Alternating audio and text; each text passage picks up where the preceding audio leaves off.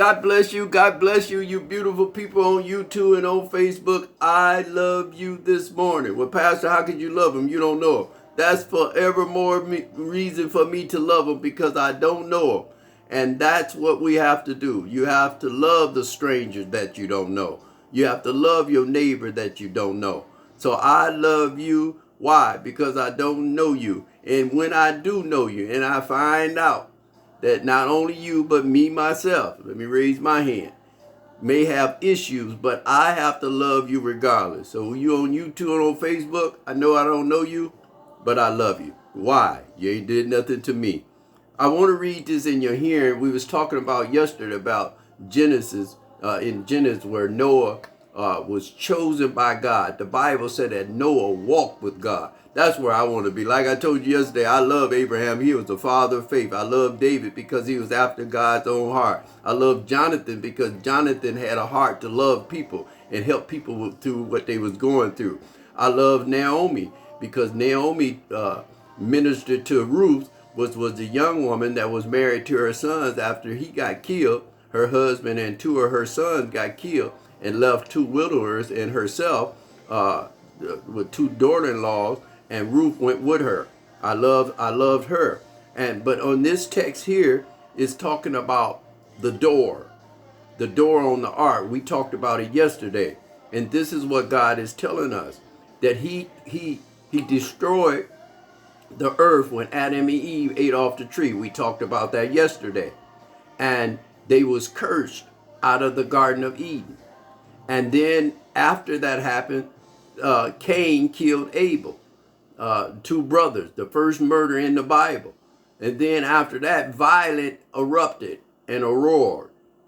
There was violence, killing, suicide was up on uproar. Drug use is up in stats.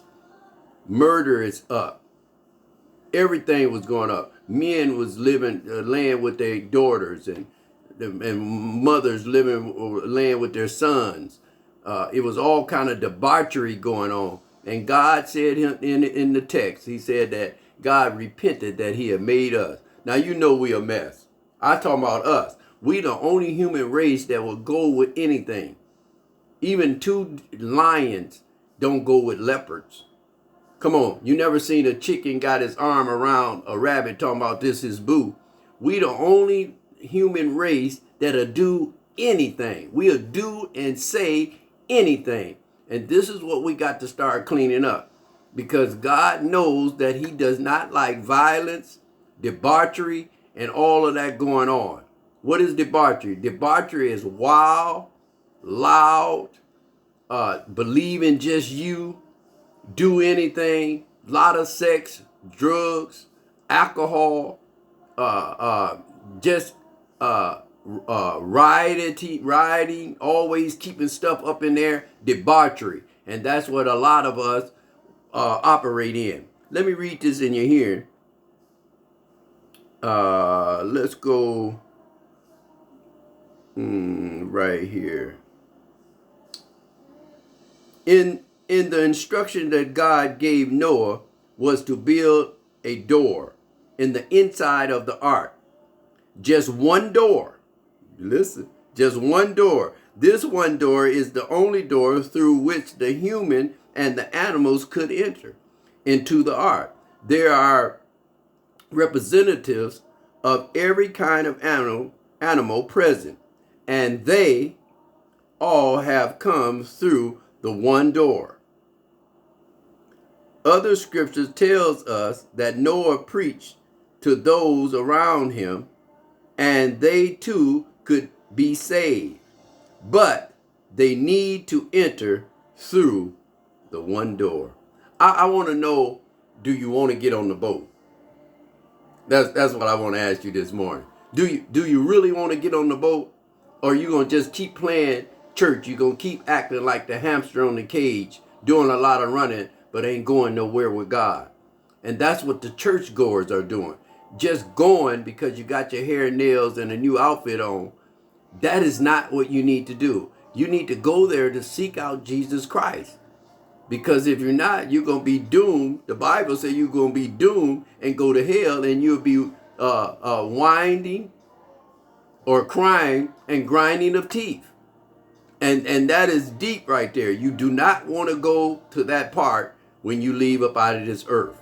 Do that make sense? I want to ask the real question. I'm going to just shoot this in there real quick. People have been asking me about, is it good for you to eat meat? But the Bible specifically said that it's okay for you to eat meat.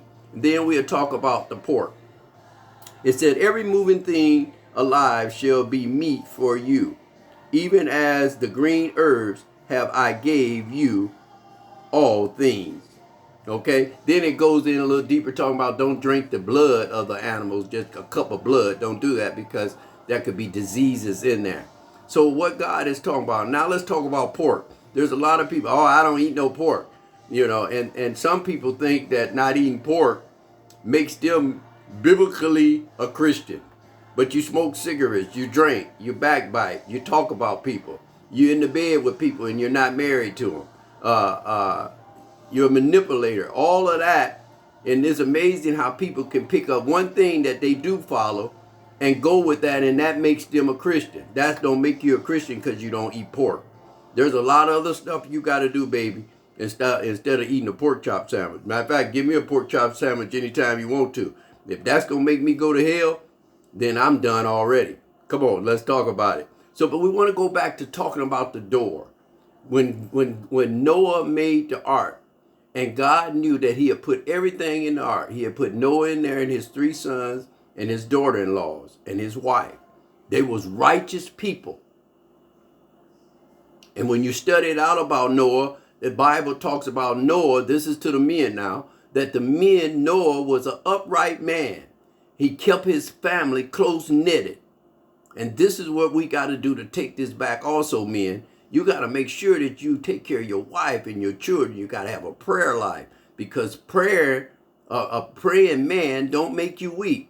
It makes you stronger. Come on, I'm telling you now, a praying man makes you stronger, that you can fight off anything that comes towards your family.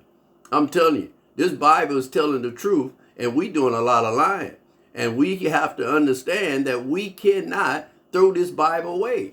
We cannot do this. I tell you what I'm going to do. Since everybody else coming with everything, I want to know how many people going to follow me. I'm going to just start running red lights. I might as well do everything else. You know, I know the Bible tells you that you should follow the law. I'm not going to follow no law. I'm finna run every red light I see. And then y'all hear about me in a couple of days or so. So we got to make sure that we stop doing things that don't make any sense.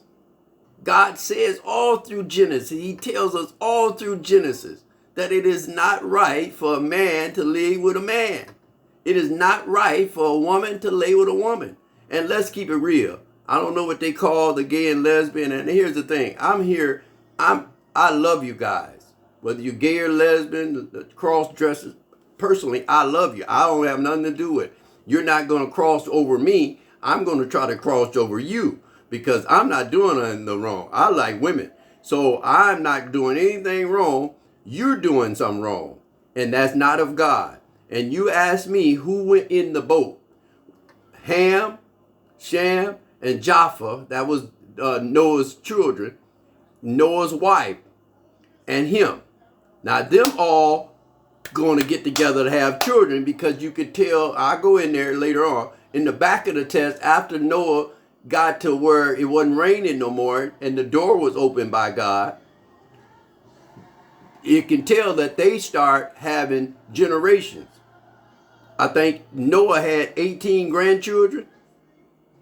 So they got busy. He said, be fruitful and multiply.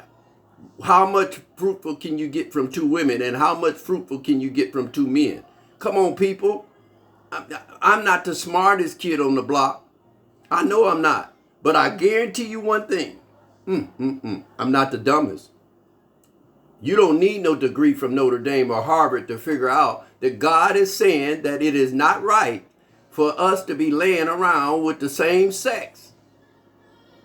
And I know you pastors and people is afraid to say that because you got so many at the church. I do too. But my church, no, I tell them, because the blood is not going to be on my hand by being the pastor. I got to tell you the truth. I don't care if you get mad at me. The Bible said that don't worry about them getting mad at you, because first they got mad with me. So don't be mad at the messenger. I'm just giving you the messenger. We got to understand that stuff that don't make no sense, we gotta be able to fix that, and we cannot applaud people that because of your feelings and your emotions. I know it's your daughter. I know it's your son, and we gotta love them. But I can't support something that God don't support. Do that make sense? Well, I love you all, and I really want to tell you the truth. Whoever is gay and lesbian, Pastor Diggins don't have nothing against you. I got to go to heaven, and I got to love you God. I don't like the act of lying. I don't like the act of manipulating people. I don't like the act of stealing. I don't like the act of killing. I don't like the act of being addicted on drugs, heroin, pills. Can't be told nothing. I don't like none of those. We are supposed to be acting in a peaceful, quiet walk. That's what a Christian is. And strong and powerful when it comes to the adversities and trials and tricks and traps of the devil. That's when we stand up as a Christian, if that make any sense. Do that make any sense? Well, I hope I answered some questions for you guys. I want to let you guys know I don't bash nobody. Everybody is doing wrong, including me. If I can find my right hand, you should be able to find your right hand. Come on, somebody. We all are filthy rags according to God. And what we have to do is try to fight to wash our face, to wash our body, to wash our heart, to wash our soul, so we can enter into that door. Do that make any sense? When the door was shut on the ark, God had everything in there he needed to replenish the land and make it right again. But it's us now have opened the door to the ark and started all that debauchery all over again. So now we have to understand what's happening to us. Could it be that God is letting us know we got to do better? Well, I'm Pastor Diggins. I love you all. And I also have a YouTube channel. Please go there. Go to OD, that's lower cap, Diggins, Diggins. Please subscribe. And please share these videos with people that you may not be going through none of the stuff I talk about. But I know you have teenagers, you have young people. And that's what I'm going after now, the next generation. The older people, the older saints, you should know better.